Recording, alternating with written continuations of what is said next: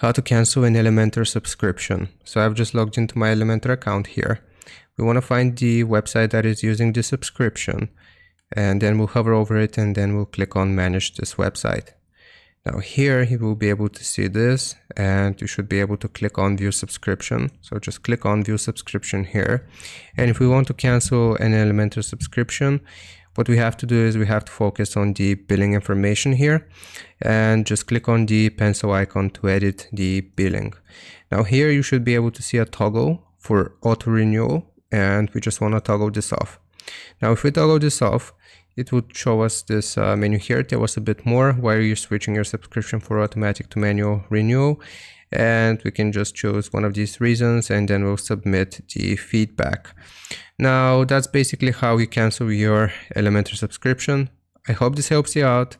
It will show us this: remember to manually renew your subscription before and the date that we have purchased it. I hope this helps you out. Leave a like and sub, and I'll see you next time.